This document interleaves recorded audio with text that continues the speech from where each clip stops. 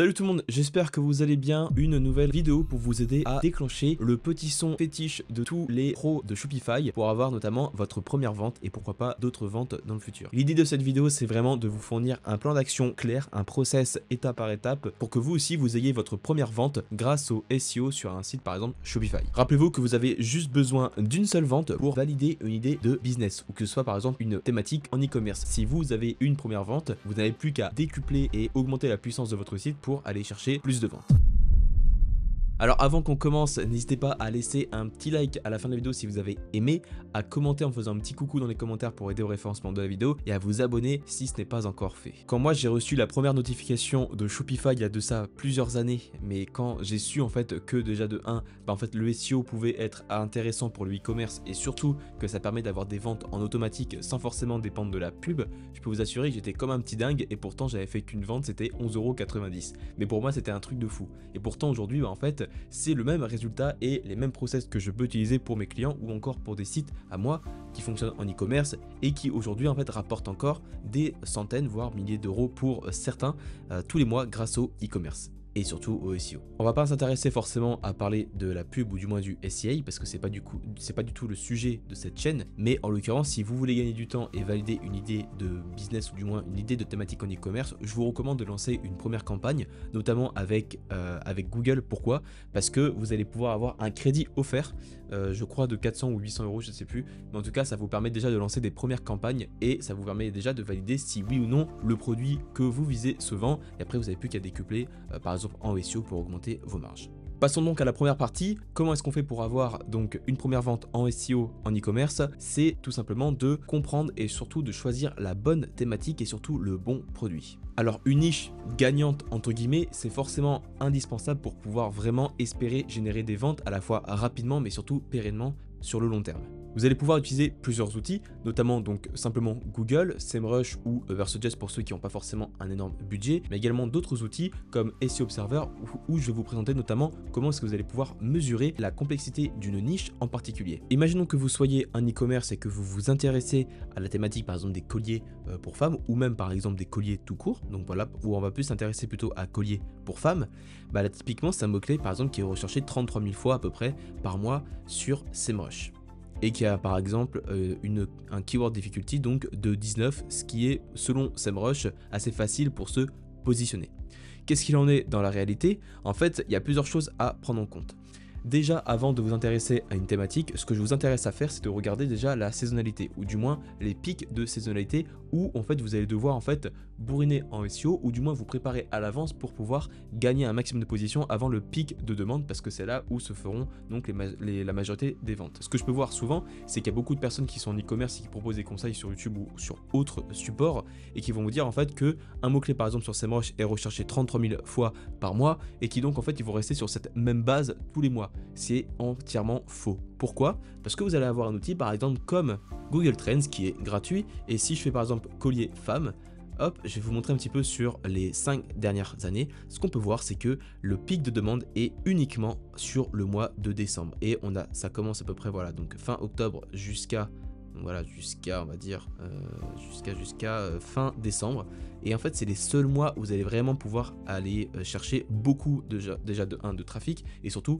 beaucoup de ventes. Mais ça veut dire en fait que le reste de l'année vous n'allez pas forcément générer énormément de ventes hormis par exemple sur des événements particuliers comme par exemple des anniversaires, des fêtes spéciales ou d'autres éléments typiques qui pourraient être intéressants pour des personnes qui par exemple souhaitent une idée de cadeau original en proposant par exemple des colliers pour femmes. Mais en l'occurrence c'est pas forcément là où vous allez faire le plus de thunes. Donc c'est vraiment un point sur lequel vous devez regarder d'abord. Si on prend un autre exemple, ce qui est complètement logique, on a par exemple pistolet à eau. Bon bah forcément quand on pense à l'eau en général ou des jeux d'eau, bah forcément on va être principalement en été. Mais ça vous semble plutôt logique pour vous, mais sachez que pour certains c'est pas forcément compréhensible ou du moins en fait ils pensent que le volume de recherche sera idéal, sera toujours le même, ce qui est complètement faux. Vous pouvez donc avoir par exemple un pic. En hiver à mon avis c'est un mot-clé qui génère que dalle de trafic, ce qui est normal, mais par contre en été comme on peut voir ici, on a par exemple des pics très importants, donc entre juin et voilà, pour le coup on a juste juin, pour le coup, moi je pensais que c'était vraiment plein été, mais pour le coup c'est vraiment juste juin. Et là on peut voir par exemple que sur cette année, donc en 2024, on a eu beaucoup moins de demandes. C'est un autre facteur également pour savoir si une niche ou non est intéressante, c'est de regarder également la tendance à la fois depuis les 5 ou 10 dernières années pour savoir si tel ou tel produit entre guillemets est intéressant à vendre et s'il n'y a pas forcément une demande en fait qui va s'épuiser au fur et à mesure du temps. Là où on avait avant, on avait ces fameux produits gagnants que beaucoup de personnes parlaient, notamment sur YouTube, pour lancer des pubs Facebook ou du Google Ads, etc., ou du TikTok Ads, tout ce que vous voulez. On avait surtout des produits en fait qui étaient innovants, que les personnes ne connaissaient pas forcément. Si vous vous intéressez vraiment au SEO, ça va pas forcément être très intéressant parce qu'en fait, nous, on construit vraiment une stratégie sur ce que les gens recherchent réellement et nous, on apporte la solution. C'est pour ça que le SEO pour moi est beaucoup plus intéressant que le SEA d'un point de vue plus e-commerce. Même si avec le SEA, on peut faire beaucoup plus de choses. Autre point que je veux vous partager, c'est également, donc imaginons que nous avons validé et que vous êtes prêt en fait à faire un shop par exemple sur les colliers pour femmes et que vous êtes prêt donc à récolter la majorité de vos fruits uniquement en décembre. Le prochain point que vous devez regarder, c'est la concurrence. La concurrence en fait, c'est très simplement le niveau en fait d'autorité ou du moins de popularité ou du moins d'importance des sites qui vont être en face de vous sur les 10 premières positions. Parce que oui, même si SEMrush va nous dire entre guillemets c'est facile, en théorie ça marche pas du tout comme ça. Pourquoi? Par exemple, on va prendre par exemple collier. Je vais prendre plus précisément donc pour être un petit peu plus proche de ce que nous visons. Collier femme. Ici, ce qui va nous intéresser, c'est par exemple le nombre de domaines de référence sur les 10 premiers résultats et donc sur les 10 concurrents principaux que nous avons, notamment donc en top 3 ou même en top 10. Vous allez démarrer de zéro, donc forcément, vous n'allez pas forcément avoir beaucoup d'autorité. Mais par contre, ce que je peux voir en fait, c'est que déjà, on a quand même des sites qui sont quand même bien présents. Du moins, on a des noms en fait qui ressortent et qui sont souvent ici présents sur d'autres éléments. Par exemple, Histoire d'or, forcément, ça va être compliqué de les déloger. Et encore, il y a plusieurs solutions. Mais là, typiquement, moi, si je veux prendre un avis très objectif, là, en fait, quand je vois qu'en fait, le minimum des domaines référents, par exemple, c'est 101, donc qui est en 10e position, honnêtement, c'est pas forcément un mot-clé ou du moins une thématique sur laquelle j'irai parce que c'est beaucoup trop concurrentiel et ça vous prendrait littéralement des années pour avoir des résultats sur un mot-clé comme collier femme. Après, oui, vous allez pouvoir avoir de la long train. C'est une stratégie également qui est très intéressante si vous voulez par exemple aller gagner des positions rapidement sur des mots-clés plus spécifiques. Mais par contre, le cœur du business sera vraiment sur un mot-clé comme collier femme. Donc, typiquement, soit vous choisissez une thématique où la concurrence n'est pas forcément présente, ou alors vous allez sur de la long train en allant chercher des produits plus spécifiques. Si on prend un autre exemple, par exemple pistolet à eau, forcément là, ce qui va être intéressant, c'est par exemple kermesse-fête.fr qui par exemple propose leur pistolet à eau en plein air et qui ont par exemple 63 de domaines référents. C'est pas un site qui forcément a un énorme SEO, mais pourtant vous voyez en fait qu'avec 63 domaines référents, ils se positionnent quand même 3e. Donc c'est à dire qu'il y a quand même une opportunité ici, là pour aller chercher des résultats plus rapidement par exemple que sur collier pour femmes. Là où c'est intéressant également, c'est que au-delà de l'aspect plus autorité d'un site avec le nombre de domaines référents, etc., sur la difficulté pour voir s'ils investissent oui ou non, ce que vous allez devoir faire en fait, c'est également regarder la taille des sites. Comment est-ce qu'on fait pour regarder par exemple la taille des sites? Je vais regarder par exemple celui-ci, et ce que je vais faire, c'est que je vais taper site 2 points, et là je vais mettre le site en question. Vous allez cliquer sur outils, et là typiquement c'est normal parce que hop, j'ai mis tout le site, et là moi ce qui va m'intéresser, c'est par exemple de voir en fait le nombre de pages. Le nombre de pages, ils en ont 2420, donc ce qui est clairement énorme. Donc c'est pas un site qui date de la veille, mais ça vous montre également le niveau d'implication qu'ils ont eu, ou du moins le nombre de pages ou de contenus qu'ils ont dû créer pour pouvoir également être positionnés, également être intéressant aux yeux des moteurs pour se positionner sur un certain terme. Deuxième astuce concernant les produits, une fois que vous avez validé votre thématique et vous êtes sûr en fait que par exemple vous n'allez pas forcément vous positionner sur telle ou telle requête. Prenons un autre exemple, leggings pour femmes. Là quand je vois ça, clairement si j'ai un client qui vient vers moi et qui me dit j'ai envie de vendre des leggings pour femmes, je lui dis va choper de la long train ou du moins cherche vraiment une grosse différenciation parce que là c'est un marché qui est complètement saturé. Donc là après c'est une réalité. Deuxième astuce, c'est donc concernant les produits, on l'a dit, mais ce qu'il faut faire en fait c'est de choisir des produits qui vont pas forcément être ultra concurrentiels et qui vont pas forcément être génériques. Donc comme on l'a vu ici, on a pris vraiment la grosse thématique en globalité, donc par exemple les leggings, les colliers ou les pistolets à eau.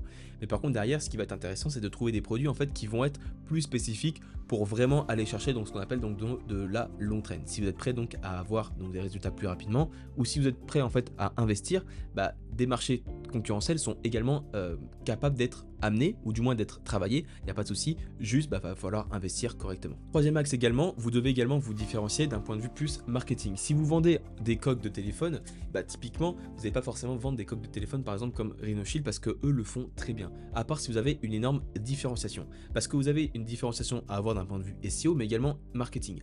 Par exemple, si vous demain vous proposez des coques de téléphone, pourquoi est-ce que moi j'irai chez vous et pourquoi je n'irai pas par exemple chez Rhinoshield qui est déjà un des leaders en France?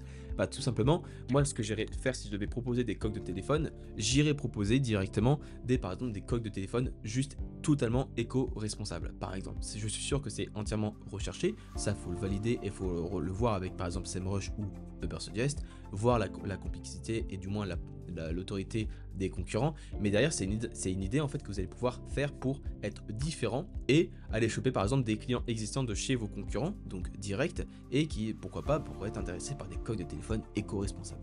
Pour choisir le bon produit, enfin, vous avez plusieurs choix. Soit vous répondez donc typiquement avec des produits viraux, ce qui peut être intéressant, mais le problème c'est que derrière vous n'avez pas forcément une maîtrise sur la demande réelle des personnes. Alors qu'avec des outils, et notamment donc en SEO, ce qui est bien c'est que des personnes vont rechercher des produits tous les jours sur un moteur de recherche, et vous avez juste en fait à être bien positionné sur une thématique pour aller choper ces personnes.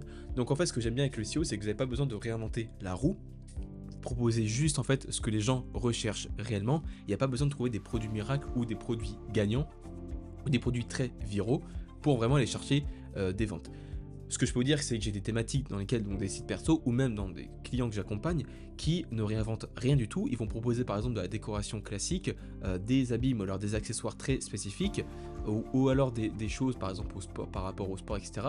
C'est pas des produits révolutionnaires, juste ce sont des bons produits. Et derrière, en fait, ça répond à une demande croissante et surtout qui est pérenne. Et ça, c'est le plus important si vous voulez vraiment créer un business, donc avec Shopify par exemple, qui va être pérenne et donc sur le long terme. Deuxième partie, nous allons maintenant créer notre boutique, donc optimisée pour le SEO. J'ai déjà fait une vidéo à ce sujet, notamment avec un guide complet pour vous montrer comment optimiser une boutique SEO pour avoir un site Shopify parfaitement optimisé pour le SEO. Je me répète un petit peu. Mais si vous voulez gagner du temps, sachez que j'ai fait une checklist SEO spécialement pour des sites Shopify pour avoir un site parfaitement optimisé. Vous pouvez retrouver la checklist gratuitement dans la description. Prenons par exemple l'exemple de ce... Alors, premier élément, donc avoir une UX et une UI donc la plus qualitative possible pour déjà pas faire fuir forcément les clients ou du moins les prospects et également avoir un tunnel de vente réfléchi qui mène progressivement vers la conversion.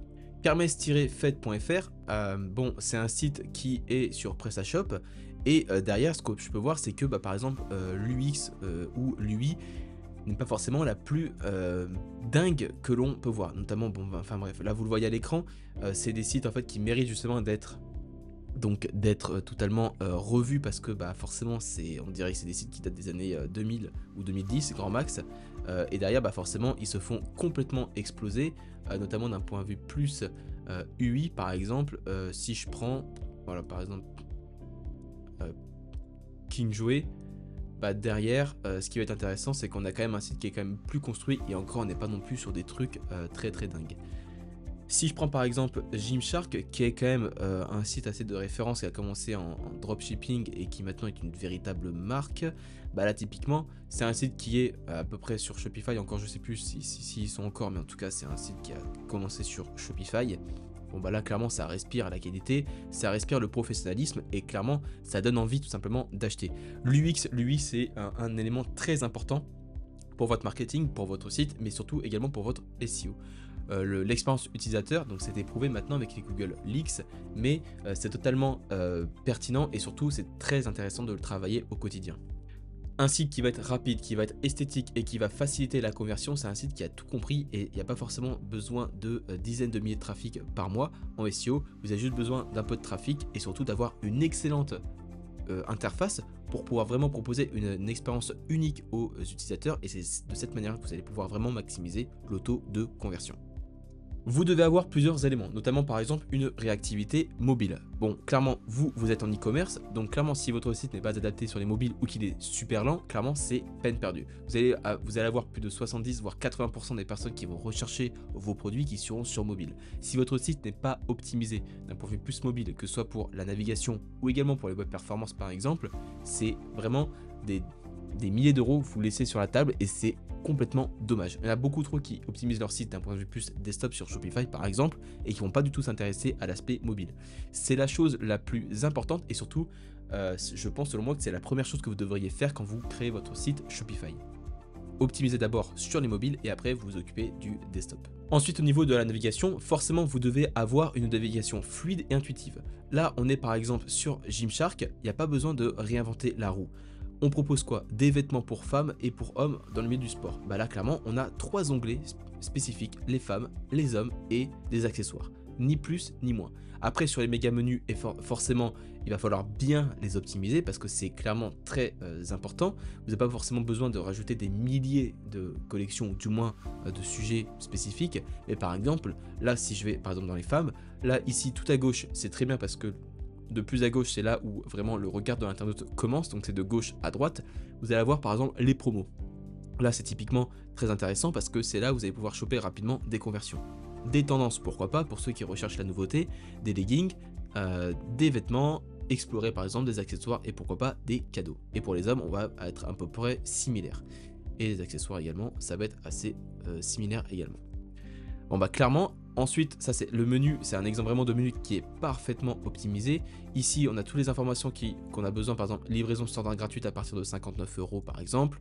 On a par exemple retour gratuit sous 30 jours, ça c'est des éléments marketing indispensables. Et enfin, on a par exemple une barre de recherche où on peut par exemple taper, j'en sais rien moi, chaussures.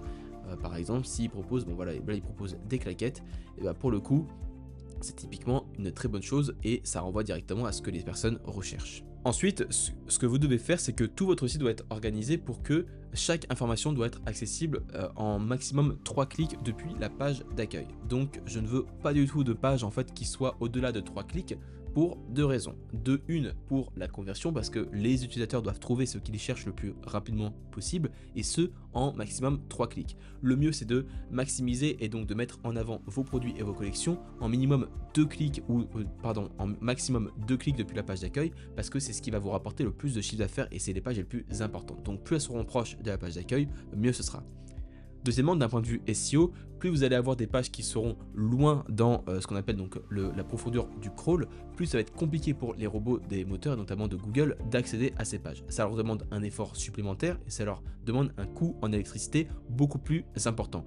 Donc si derrière vous avez une mauvaise architecture, une mauvaise hiérarchie de vos pages dans votre site, clairement c'est un gros manque à gagner et clairement en fait vous n'optimisez pas forcément le budget crawl entre guillemets, même si un budget crawl c'est plus spécifique à des sites qui ont plusieurs dizaines de milliers de pages. Dans l'occurrence, si vous voulez vraiment aider le moteur à mieux ranker et à mieux crawler et surtout indexer vos pages, vous devez avoir toutes vos pages accessibles à partir de 3 clics de votre page d'accueil. Ensuite, concernant donc le site, donc pour que ce soit optimisé, je vous renvoie encore une fois sur la vidéo que j'avais fait à ce sujet. Je vais passer rapidement sur ces étapes parce que j'en parle déjà de un dans l'autre vidéo et surtout j'en parle notamment dans la checklist que vous pouvez retrouver dans la description. Mais globalement, d'un point de vue plus optimisation SEO, vous devez avoir ces principaux éléments qui doivent être complets et donc bien optimisés. Notamment donc on l'a dit, mais la hiérarchie, la structure du site, ensuite les balises. Par exemple, vos balises title et vos balises méta description, c'est des éléments donc très importants en SEO. Également votre balisage, par exemple heading. Bah là en l'occurrence, hop, on n'a pas forcément, ou du moins, comment dire, vous allez avoir, hop, c'est tout neuf. Bah là clairement le balisage pourrait être bien mieux optimisé sur Gymshark, en tout cas sur la page d'accueil, mais ça c'est pareil, c'est des éléments qui sont hyper importants, le balisage, j'en parle dans d'autres vidéos. Assurez-vous d'avoir des URL courtes et descriptives, donc forcément si vous êtes sur Shopify, vous allez avoir toujours donc le nom de domaine de votre site et slash par exemple collection ou produit et slash votre select, ce sera l'unique élément que vous pourrez optimiser, et ensuite assurez-vous de faire du maillage interne entre toutes vos pages. Vous ne faites pas du maillage interne de manière dégueulasse, encore une fois, je vous renvoie dans la checklist où vous pourrez comprendre notamment comment faire du maillage interne correctement. Pour vous résumer, c'est très simple, plus une page va recevoir du lien interne, donc du PageRank interne, plus cette page aura une bonne considération aux yeux des moteurs, notamment de Google, pour être mieux positionnée. Vous allez avoir donc la quantité de liens qui va être importante pour distribuer correctement le PageRank et donc la distribution de l'aspect sémantique. Et de deux, vous allez avoir aussi les encres qui vont permettre également de remonter sur d'autres intentions proches de la page ou du moins de mots-clés que vous visez. Enfin, sur votre site, n'oubliez pas d'inclure des call to action et également par exemple des newsletters, des éléments en fait très marketing qui vont pousser en fait vers la conversion. Donc typiquement, en fait, clairement, hop, là on a un petit call to action jusqu'à moins 50% maintenant. Là on clique sur femmes ou hommes et après on arrive directement dans nos collections. Donc clairement c'est très intéressant de faire comme ceci, ou du moins par exemple si on va dans leur section plus, je crois qu'ils n'ont pas du tout de blog, ou alors je me trompe, en tout cas je le trouve pas. Bon bref, dans les blogs forcément, ou dans les articles, dans les pages de contenu informationnel, vous allez devoir également inclure vos produits avec des call to action, des promos, etc. Tout ce jargon en marketing qui va permettre en fait de progresser les personnes dans un tunnel de vente et donc de favoriser la conversion. Passons maintenant donc au cœur du sujet notamment. Donc maintenant qu'on a vu donc les principaux éléments importants en SEO, de valider une niche et que vous êtes sûr en fait que vous allez pouvoir avoir un site optimisé, on va s'intéresser à aller chercher du trafic rapidement sur votre site pour pouvoir avoir donc votre première vente qui arrive sur Shopify. Forcément pour moi je trouve que le SEO sera le plus adapté pour vous si vous voulez générer plus de marge sur votre chiffre d'affaires. En tout cas, sur ce que vous allez pouvoir générer, c'est beaucoup plus intéressant de faire du SEO. Vous allez avoir deux éléments principaux à prendre en compte, c'est le SEO on-page et le SEO off-page. Vous avez compris par exemple vos principales requêtes, maintenant il va falloir optimiser votre site d'un point de vue plus on-page, donc sur votre site, et également off-page, donc en travaillant la popularité et la notoriété de votre site. Comment est-ce qu'on fait? Clairement, c'est très simple. En fait, à chaque fois, pour la partie on-page, vous allez devoir, encore une fois, on l'a dit, mais optimiser donc vos balises, donc par exemple balise title, balise métadescription, et également vos balisages, donc heading, donc avec différentes intentions qui vont reprendre par exemple des intentions importantes pour optimiser le SEO de vos pages. Ça, c'est plutôt les bases, on n'a pas forcément besoin de rentrer en détail parce qu'en fait, c'est pas ça qui fait le cœur du SEO, c'est surtout de comprendre les requêtes, du moins, c'est de comprendre également ce que recherchent réellement les personnes.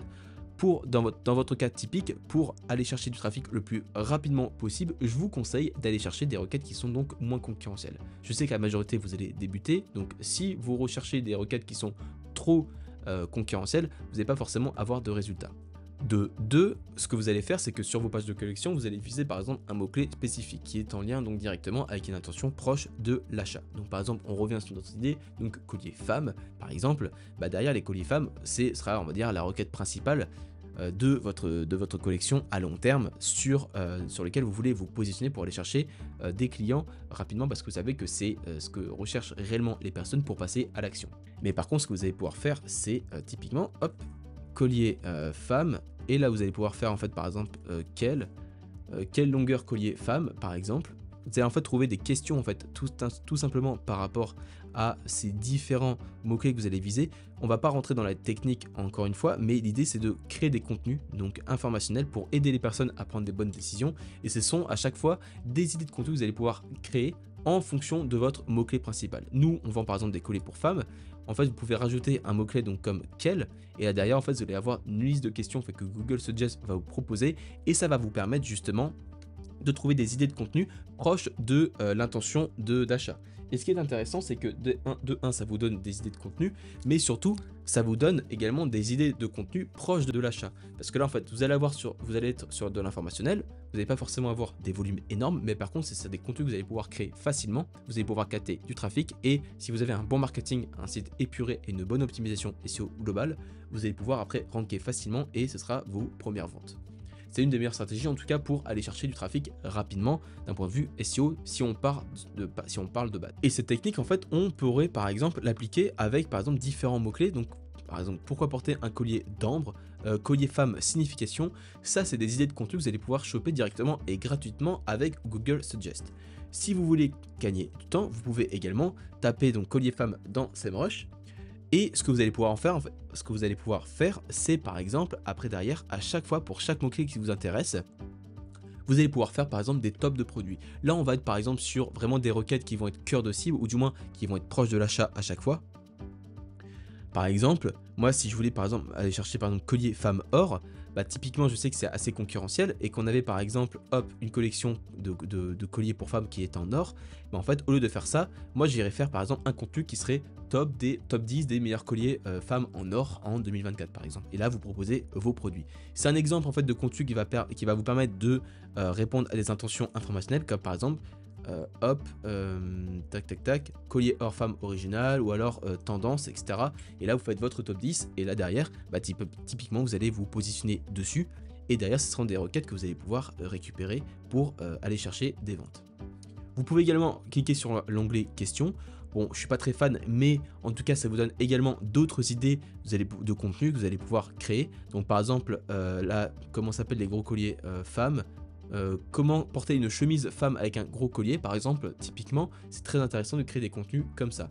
Aparté par rapport à ça, j'en ai déjà parlé, mais le volume de recherche, souvent dans des trucs comme ça, vous allez avoir des volumes de recherche proches de 0. Est-ce que vous devez quand même créer du contenu sur ces requêtes? La réponse est oui, vous devez le faire. Pourquoi? Parce que la majorité des personnes, ou du moins de vos concurrents, ne vont pas les traiter. Et donc clairement, même si c'est entre 10 à 20 personnes par mois qui recherchent ça tous les mois, je peux vous assurer que vous allez être très content de générer du trafic le plus rapidement possible, parce que vu que personne ne va le traiter, clairement, vous allez pouvoir vous positionner hyper rapidement, vous allez pouvoir récupérer du trafic, même si c'est très minime, et derrière, pourquoi pas, aller choper votre première vente grâce à ça. Une autre strat que je peux vous proposer pour aller choper des clients rapidement, c'est par exemple de taper votre mot-clé principal et de taper par exemple sur avis. Bon bah là on n'en a pas. Alors quelquefois vous n'allez pas forcément avoir des mots-clés intéressants. Moi je sais que par exemple si je vais faire anti-cerne avis, ce qui va être intéressant c'est que des fois en fait il y a des personnes qui vont vous proposer, souvent notamment dans la beauté, qui vont vous proposer en fait des requêtes et qui vont être donc des requêtes par rapport à vos concurrents. Ce qui est intéressant, par exemple, anti-cerne Sephora avis, si vous proposez de l'anti-cerne, vous allez pouvoir faire une page où vous allez montrer en fait le produit de votre concurrent et vous allez faire tout simplement de la publicité comparative. Vous allez comparer ça avec votre produit. L'idée c'est pas de déglinguer votre concurrent, c'est de donner un avis objectif de ce qui est vraiment donné sur leur fiche produit ou sur leur collection ou sur leur marque. Et derrière, vous allez juste faire un comparatif. Je peux vous assurer que c'est une stratégie qui marche hyper bien. Je l'ai fait pour moi en perso sur des sites, pas vous dire la thématique, mais en tout cas, c'est comme ça que j'ai pu également générer quelques ventes. Et c'est des petits volumes comme ça, par exemple 70, 50, 40, 30, etc. Mais derrière, en fait, c'est des pages qui sont très faciles à créer. Ça prend 2 secondes. Vous pouvez le faire avec ChatGPT. Ça prend vraiment, si vous le faites de la bonne manière, attention, hein, bien sûr. Mais derrière, en fait, c'est des ventes quasiment gratuites que vous allez pouvoir récupérer. Pourquoi? Parce que c'est des personnes qui vont être proches de l'achat, qui sont en train de se décider si oui ou non le produit de votre concurrent va répondre à leurs problématiques. Et du moins, bah, derrière, c'est hyper intéressant, notamment de proposer donc des analyses sur vos concurrents. Passons maintenant à la partie off-page. On a parlé de la partie donc SEO on-page. Maintenant, on va parler du SEO off-page. Ça, c'est très simple. Vous allez devoir mener une stratégie de netlinking. Une strat de netlinking, ça se fait pas comme ça. Ça se fait pas en achetant par exemple des milliers de backlinks sur ComeUp ou sur 5euros.com. Ça ne marche pas du tout comme ça. Si vous faites ça, vous allez droit dans le mur. Ce que vous devez faire, c'est identifier et comprendre le profil de backlinks de vos concurrents.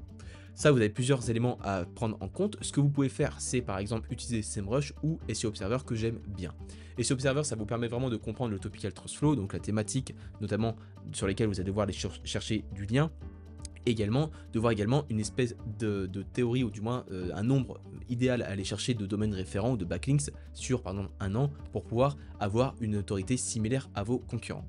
Donc là, clairement, en fait, on l'a revu tout à l'heure, mais typiquement, si je reprends mon exemple, on était là, collier femme, bah là, clairement, en fait, je sais que par exemple, là, si on était sur cette thématique-là, il faudrait par exemple, là, à peu près, donc, à la louche, 200 domaines références sur la première année.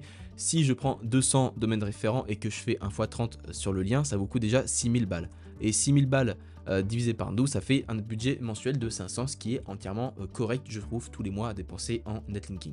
Ça se fait pas comme ça du jour au lendemain, bien sûr. Et pourquoi je me base sur 30 €? Parce que c'est le coût d'un lien, entre guillemets, que va coûter un lien sur Linkuma. Donc Linkuma qui est souvent un partenaire sur la chaîne. Vous avez un lien d'ailleurs affilié si vous voulez passer sur cette plateforme que je vous recommande, parce que moi je ne passe plus que par eux, et notamment pour moi et pour mes clients, donc je vous assure que c'est vraiment de la qualité. Et d'ailleurs en fait c'est des liens qui vont être premium, donc qui vont avoir une belle autorité, qui vont avoir, pardon, pas une autorité, mais qui vont avoir de belles métriques, j'entends, qui vont être proches de la thématique que vous visez, parce que c'est le plus principal qu'il faut garder à l'esprit. Le SEO, est-ce que ça doit s'arrêter simplement à un moteur de recherche? La réponse est non. Aujourd'hui en 2024, et on fera une vidéo spécifique à ce sujet, mais le SEO c'est pas juste sur un moteur de recherche, mais ça marche également avec une entité en fait de réseaux sociaux, ou du moins de médias sociaux, qui vont permettre en fait de faire des connexions, et déjà de pas mettre vos yeux dans le même panier, et surtout de tisser des liens entre vos différents médias. Pourquoi? Parce que derrière ça montre déjà de 1 que vous êtes vivant, que vous êtes vraiment une vraie personne derrière un site. C'est très important pour la partie plus plus EEAT pour l'autorité, et derrière, clairement, si vous avez par exemple un Insta qui est propre ou du moins un TikTok, ça vous apporte une certaine autorité aux yeux d'un moteur de recherche, ça vous fait du lien même si c'est en nofollow, c'est pas grave, mais en tout cas ça vous apporte également du trafic et je peux vous assurer en fait qu'aujourd'hui le SEO, vous devez pas juste faire entre guillemets un site avec juste une strat sur le SEO, moi c'est mon métier pour le coup, mais je peux vous assurer en fait que la meilleure strat c'est d'être vraiment omniprésent sur beaucoup de réseaux pour vraiment avoir une stratégie digitale la plus complète possible.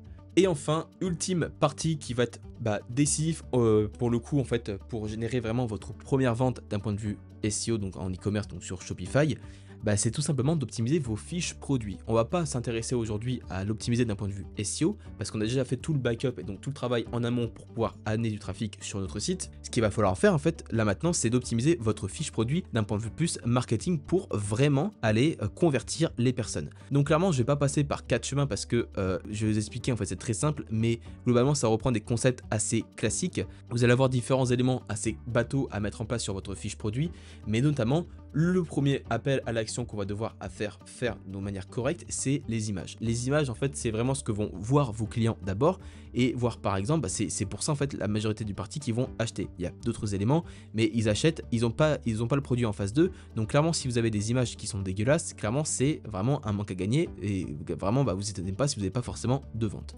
Deuxième point, il faut que ça respire la qualité. Des photos, encore une fois, de qualité, ça joue. Pourquoi pas mettre également une vidéo, ça peut être très important pour mettre votre produit en action, pour voir par exemple comment fonctionne votre produit dans la réalité. Ensuite, ce qu'on pourrait faire, c'est ajouter des avis. Si vous n'avez pas d'avis, honnêtement, ça va être quasi impossible de générer des ventes. Je peux pas vous dire que ça marche pas. Bien sûr que ça peut marcher, mais je veux dire que des avis, les gens aujourd'hui achètent principalement sur la base donc des avis. Donc si vous avez forcément des avis qui sont inexistants ou alors qui sont dégueulasses, ça va être très compliqué de générer des ventes. Ensuite, un petit appel à l'action avec par exemple une petite promotion, ça peut être intéressant. Je vous la recommande pas forcément dans le sens où je vous conseille pas de mettre par exemple des bannières du style encore 3 en stock, à part si vous appelez Zara ou quoi que ce soit, ça peut être à la fois pertinent parce que eux en l'occurrence ça passe d'un point de vue plus branding, mais un site dropshipping ou en e-commerce classique qui commence, si vous mettez 3 en stock, ça pue, honnêtement ça pue l'arnaque, enfin ça pue pas l'arnaque je veux dire, mais en fait ça, vous allez pas forcément vous aider. Il y en a trop en fait malheureusement qui ont abusé de ces techniques marketing et qui aujourd'hui malheureusement en fait ont un peu bousillé le marché du e-commerce ou du dropshipping en France, et donc malheureusement quand vous mettez par exemple des principes de rareté ou du moins d'urgence en marketing, en fait vous allez être directement associé à arnaqueur ou dropshipping et donc clairement la vente est fichue. Donc je vous conseille pas forcément de la mettre honnêtement. Ensuite, ce que je pourrais vous proposer, c'est surtout de proposer par exemple la livraison. Donc là, on a toutes les informations par exemple sur Gymshark. Clairement, si vous êtes en dropshipping, proposer la livraison gratuite, ça va réduire les réticences à acheter. Je crois de mémoire c'était 70% si je me trompe pas. Mais en tout cas, c'est énorme parce que la livraison gratuite, c'est on va dire c'est un frein qui peut empêcher une vente quand la personne passe au panier. Donc clairement, proposez-la dès que vous pouvez sans détruire votre marge. C'est un bon banger. Et ensuite après, ce que vous allez pouvoir faire en fait, c'est la construction de votre page. Clairement en fait, là vous allez avoir la description de votre produit. Vous ne devez pas en fait décrire entre guillemets votre produit de manière classique, donc avec juste par exemple les caractéristiques du produit, etc.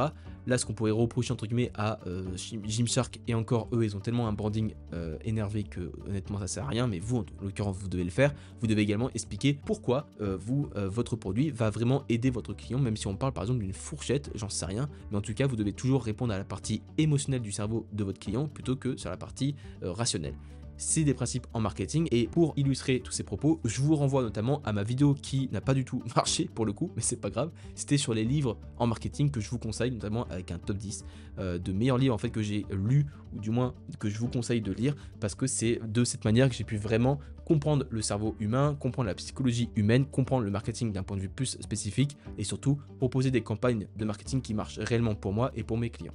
Ensuite, ce que je vous conseille, une fois que cette partie-là est faite, je vous conseille de mettre comme Gymshark, voilà ce que dit notre communauté, ou du moins de mettre en avant les avis de vos clients. C'est hyper important, des personnes qui vont parler de vous, c'est ce qui va vraiment faciliter la vente au maximum. Et enfin, pourquoi pas aller proposer des upsells ou du moins des produits complémentaires, ça peut être très intéressant. Concernant les upsells, moi j'aime bien les mettre par exemple dans les fiches produits ici, par exemple en disant si vous avez la livraison gratuite, forcément pour pas détruire votre marge, vous allez pouvoir proposer par exemple des produits complémentaires qui vont être en lien. Par exemple, si vous faites un upsell sur la quantité du produit, vous disiez commandez le deuxième produit par exemple d'une autre couleur et vous obtenez par exemple j'en sais rien, 10% de réduction. C'est tout con, mais ça clairement ça augmente vos paniers moyens et derrière clairement c'est des clients qui vont dépenser plus chez vous et qui donc clairement c'est beaucoup plus intéressant. Ok, j'espère que la vidéo vous a plu. Encore une fois, si vous voulez aller un petit peu plus loin, j'ai fait la checklist SEO en e-commerce pour vous aider vraiment à répondre vraiment à toutes ces questions et avoir vraiment le site le plus optimisé possible d'un point de vue SEO pour un site Shopify. Je vous invite dans la description à découvrir également mon programme toujours qui est disponible qui s'appelle SEO Bolt qui vous aide à créer des contenus à la fois donc des fiches produits, des pages de collection, des LP, enfin bref, toutes sortes de contenus à la fois informationnel comme commercial. Ça vous aide justement à créer des contenus le plus rapidement possible en moins de 20 minutes entièrement avec l'IA et de manière qualitative. Et je vous montre également comment j'ai généré plusieurs dizaines de milliers de trafic SEO par mois grâce notamment à ce process que j'ai mis en place et que je vous livre sur un plateau d'argent. Donc si vous êtes intéressé, vous avez le lien dans la description. Merci d'avoir visionné la vidéo jusqu'au bout, je vous remercie beaucoup. J'espère qu'elle vous a plu, elle était assez dense, assez complexe, du moins assez longue. Mais pour le coup, bon moi j'aime bien faire des vidéos plutôt longues donc ça me dérange pas forcément. N'hésitez pas à laisser un petit like et à commenter si vous avez aimé la vidéo et surtout abonnez-vous si ce n'est pas encore fait. Et en attendant, merci beaucoup encore une fois et je vous dis à très bientôt pour une prochaine vidéo sur le SEO. Ciao.